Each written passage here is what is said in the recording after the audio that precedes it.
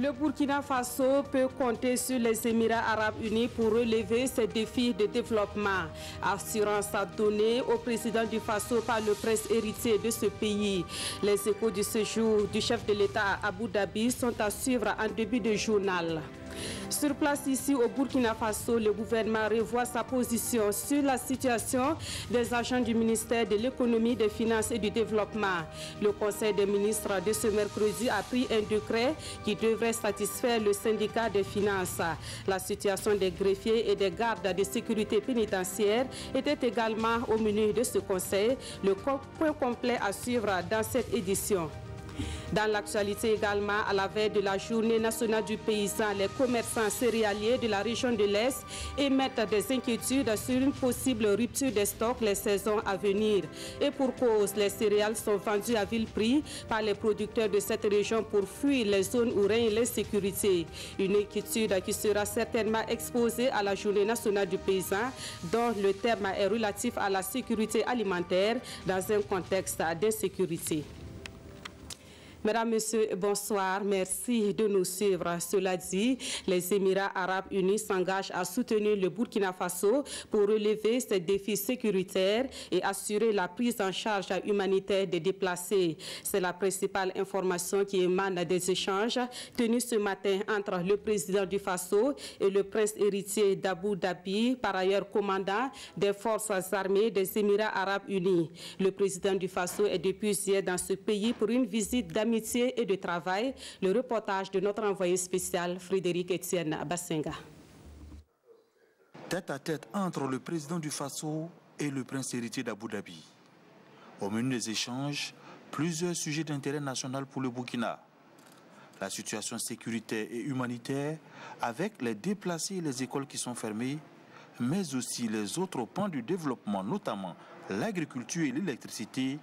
C'est un prince très attentif qui exprime sa sensibilité face aux défis actuels du Burkina. Son Altesse s'est engagé à appuyer le Burkina Faso,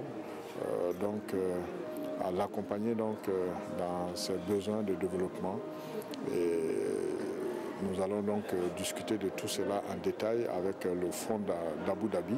Le fonds d'Abu Dhabi qui déjà intervient au Burkina Faso à travers le bitumage de routes ou à travers des barrages comme le barrage de Samandeni. Et vous savez bien que le président du Faso est également président en exercice du G5 Sahel. Donc à ce niveau, il a fait un exposé de la situation sécuritaire de la région et remercier les Émirats arabes unis pour leur immense contribution, importante contribution de 30 millions au financement de la force conjointe du G5 Sahel. Et sur ces 30 millions, il faut savoir que les Émirats arabes unis est l'un des partenaires les plus concrets, puisque eux, ils ont décaissé déjà 10 millions de dollars.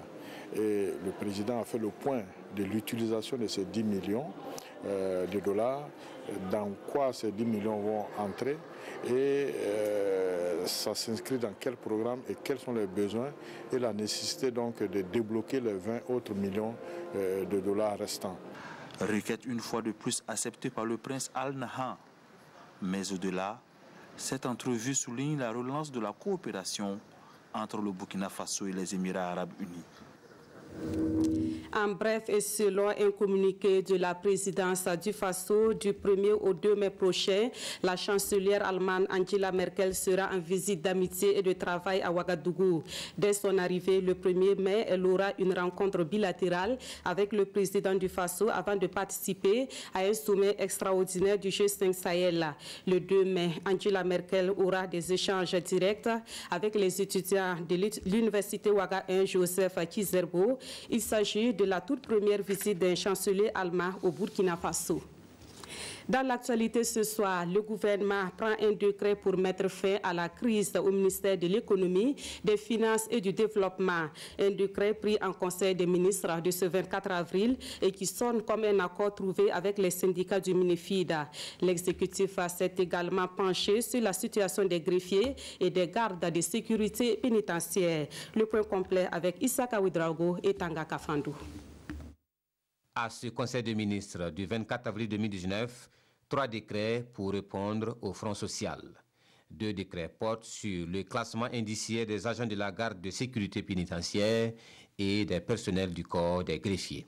Ces 2 décrets qui ont été adoptés permettent de corriger en partie les difficultés rencontrées dans le reversement des gardes de sécurité pénitentiaire et des greffiers en application des 2 lois qui régissent donc ces corps-là. La loi numéro 54/2012 AN du 18 décembre 2012 en ce qui concerne le personnel des corps des greffiers et la loi 016/2014 AN du 15 mai 2014 portant statut du personnel de la garde de sécurité pénitentiaire. Le 3e décret porte sur la réglementation de la prime de motivation au ministère des Finances. Au titre du ministère donc, de l'économie, des finances et du développement, nous avons adopté un décret portant réglementation de la prime de motivation. Le décret donc s'inscrit dans le cadre de la mise en œuvre de la loi de finances numéro 42/2018 portant donc loi de gestion 2019. Et il s'agit de prendre en compte un certain nombre d'articles dans cette loi de finances, 92, 93, 94. En rappel, le 92 donc institue la prime de motivation et plafonne cette prime-là donc à 25% de la masse salariale. Et le 94 autorise le gouvernement à prendre des mesures d'accompagnement en tenant compte donc de la nouvelle spécificité donc de cette prime de motivation. Et ces mesures d'accompagnement sont nées des négociations entre le gouvernement et le syndicat du Ménéfit et présentées par le ministre des Finances. Hier soir, lorsqu'on a pu conclure avec le syndicat, je pense que l'information a été donnée sur leur plateforme.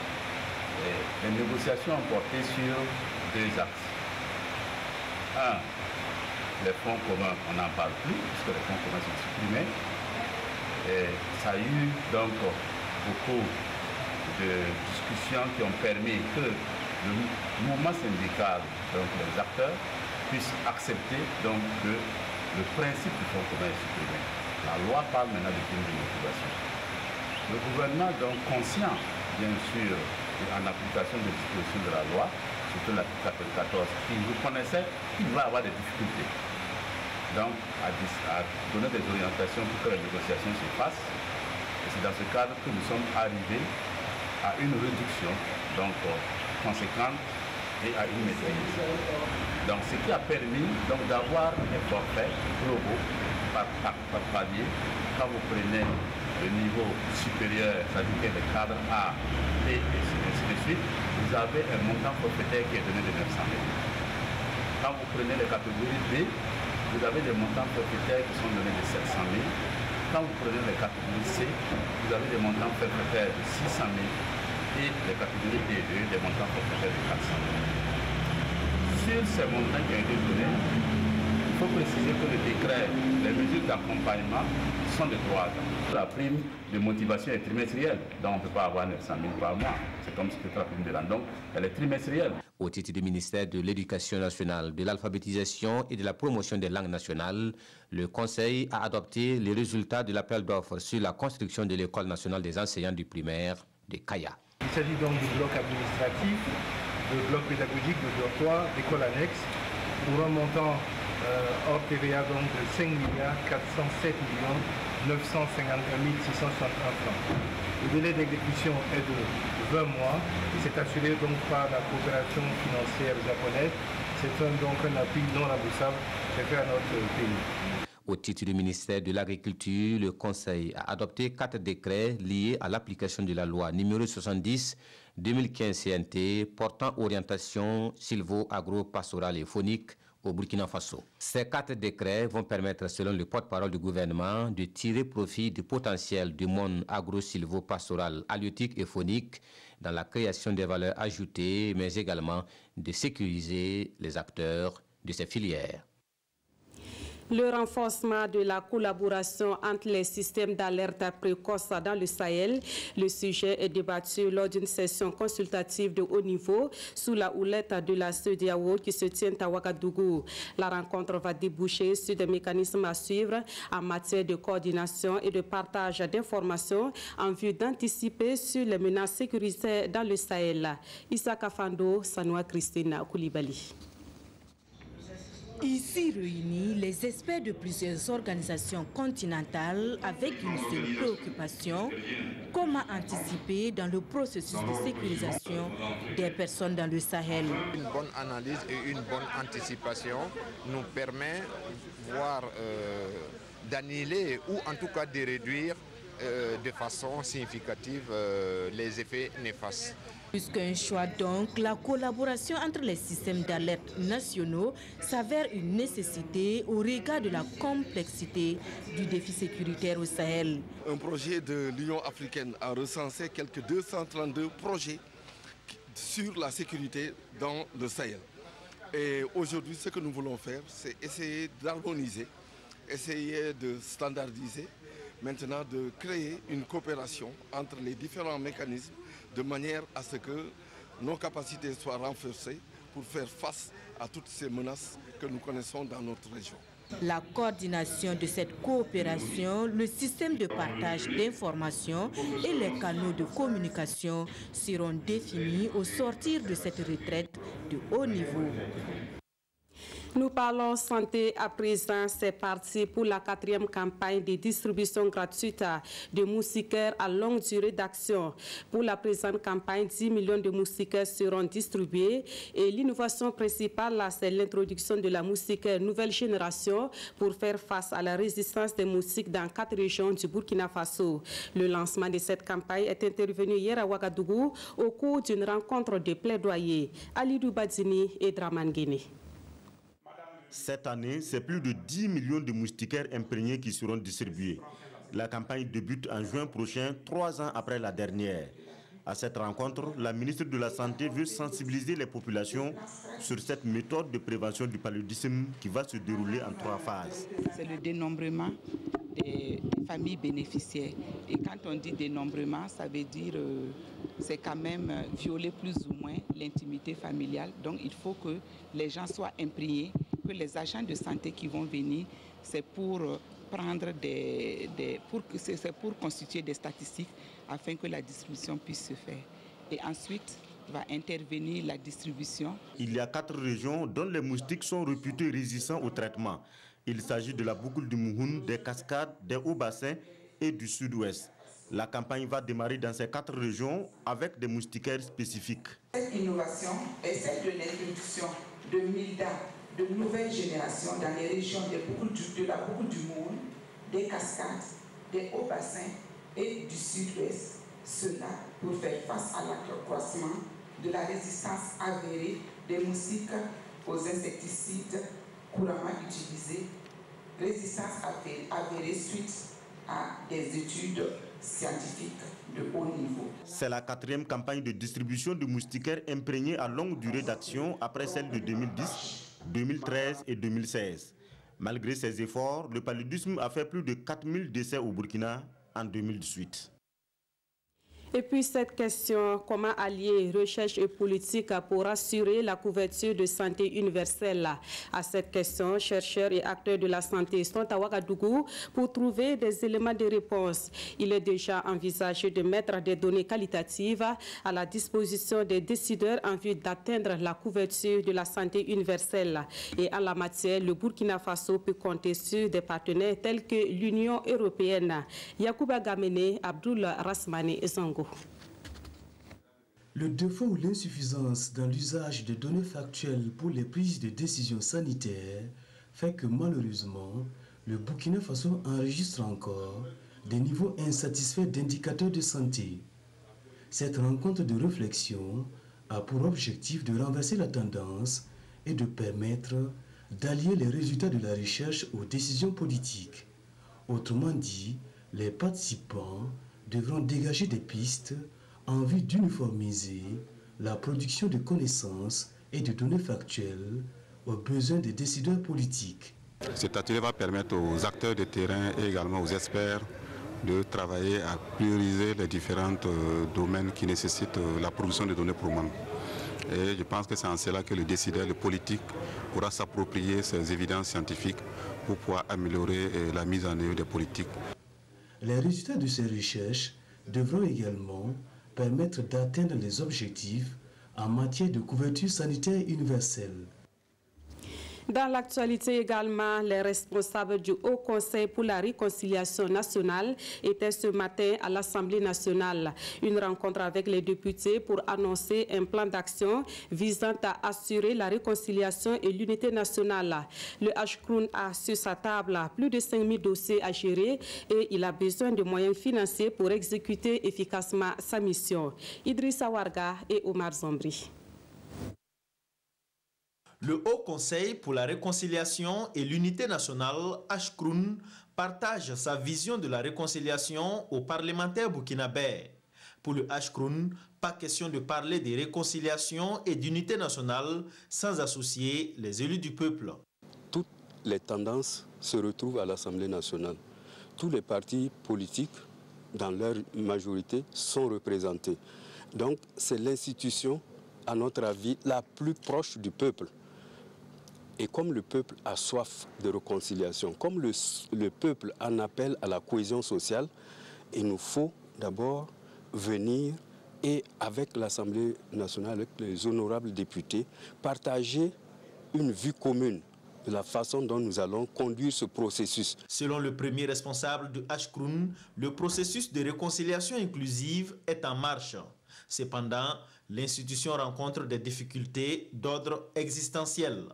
Si le HCRUN, en tant qu'institution qui joue un rôle extrêmement important pour le renforcement et l'ancrage de notre démocratie, n'a pas de moyens de sa politique, eh bien cela va conduire à un échec. Je crois que c'est un plaidoyer qui n'est pas tombé dans l'oreille des sourds. Je pense même par ailleurs que la loi sur le HCRUN a même intérêt à être révisité. Et le premier vice-président de l'Assemblée nationale l'assure. Les députés accorderont un intérêt particulier au projet de relecture de la loi sur le HCRUN si jamais cela leur parvenait à l'hémicycle. Et les valeurs traditionnelles et religieuses peuvent être mises en avant pour réconcilier les Burkinabés et assurer la cohésion sociale. C'est l'une des stratégies trouvées par le médiateur du Faso pour gérer les crises au niveau institutionnel. À Dédougou, dans la Boko du Mouhouna, le médiateur du Faso a convié les représentants de toutes les couches sociales pour un forum national en vue de renforcer la médiation institutionnelle au Burkina Faso. Les travaux ont débuté hier et voici le compte rendu de Yves Rwamba et Yacouba Goro.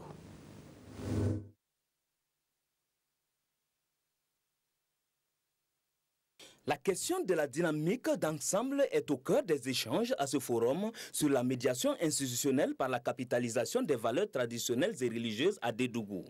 Venues des 13 régions du Burkina Faso, ces autorités administratives, coutumières et religieuses et les acteurs de la société civile vont réfléchir autour des notions de dialogue, de concertation et de conciliation pour plus de paix et de cohésion sociale pendant 48 heures. Les enjeux de la rencontre découlent même du thème de la rencontre. C'est une rencontre qui recherche la cohésion, qui recherche la solidarité en vue de la sécurité et de la paix au Burkina Faso. C'est engendrer une cohésion sociale, une cohésion administrative, politique, en tous les fils de la nation, au-delà des clivages, au-delà des divisions, je le répète, au-delà parfois des ressentiments. Quel que soit ce qui a pu nous diviser, cela est faible par rapport à ce qui nous unit. C'est aussi une tribune de partage de techniques, d'approche de prévention et de gestion des conflits qui peuvent survenir dans l'administration et au sein des communautés. Les questions de crise relatives à la gestion foncière, à la chefferie traditionnelle et à la cohabitation interreligieuse, le défi sécuritaire face à la problématique du terrorisme et à la montée de l'incivisme sont entre autres les thèmes des différentes communications dispensées à plus de 500 participants. Il s'agit surtout pour nous des bonnes pratiques que nous, en tant que chefs coutumiers, nous pouvons fournir et échanger avec les autres, notamment les leaders religieux, également les autorités administratives, et voir dans quelle mesure tous les problèmes dont nous faisons face aujourd'hui, dans quelle mesure nous pouvons trouver des solutions opportunes. Les conclusions de ce forum vont être reversées auprès du gouvernement pour la prise des mesures afin de créer un climat de paix pour un vivre ensemble harmonieux sans marginalisation. Autre point de l'actualité, et on en vient au dossier sur la 21e édition de la Journée nationale du paysan, dont le thème est relatif à la sécurité alimentaire dans un contexte d'insécurité. Dans l'Est, une des régions touchées par l'insécurité, il faut craindre une rupture des stocks les saisons à venir.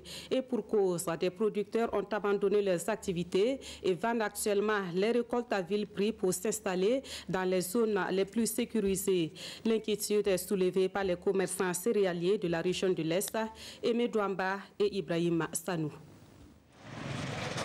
Pour assurer la distribution des céréales à Fadaville et environnants, les commerçants céréaliers sillonnent les coins et recoins de la région de l'Est. Pour qu'il y ait la production, nous on part comme Tienga, la Namongo Diapara, Machakwale, dans le Gourma. Je vais dire aux alentours, la Nyanya et la Komandjari. Depuis un certain temps, la région est en proie au terrorisme, rendant ainsi cette activité difficile. Déjà pour aller collecter, c'est difficile. Voilà, les producteurs ont déserté les villages à cause de ce que nous tous nous savons. Donc ça fait que le travail vraiment actuellement ça ne va pas.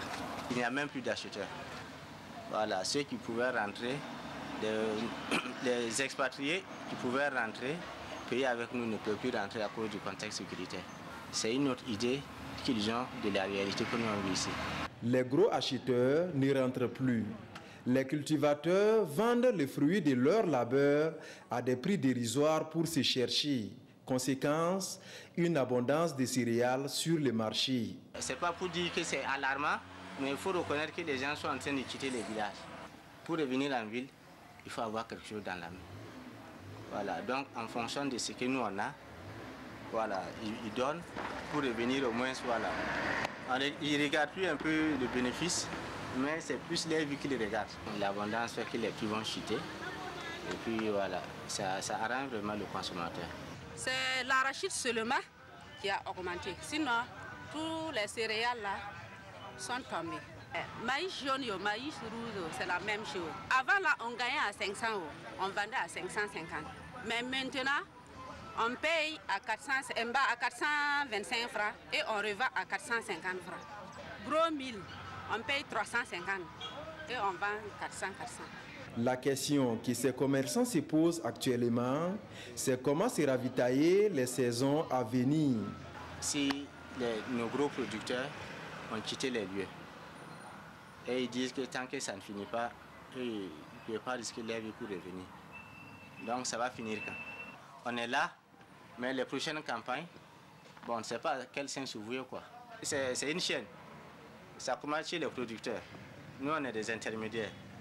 Si les producteurs laissent l'activité, les intermédiaires ils seront obligés de suivre également. Cela justifie le thème de la Journée nationale du paysan cette année qui pose la problématique de la sécurité alimentaire dans un contexte d'insécurité.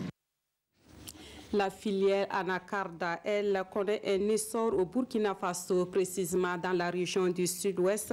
Cette région fait partie des 3 meilleures en termes de production de l'anacarda. Reste maintenant à relever des défis tels que l'organisation du marché et l'accès au financement. Les producteurs d'anacarda de la Bouguiriba se prononcent sur le sujet. Nous le suivons dans ce dossier signé Elvis Tuna et Aboubakar Traouri.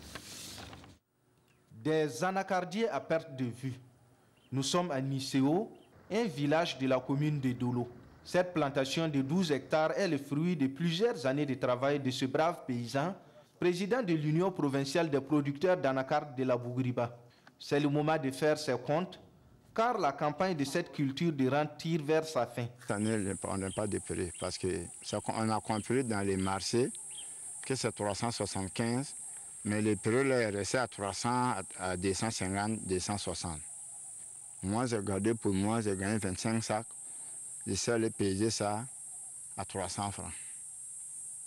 Les jours qu'on a payé, même c'est le 4e jour, on a gagné l'argent et nous, on n'était pas contents. 300 francs les kilos ou 300 francs quoi? 300 francs les kilos. Un prix en baisse de plus de 500 francs CFA sur le kilogramme comparativement à la campagne précédente.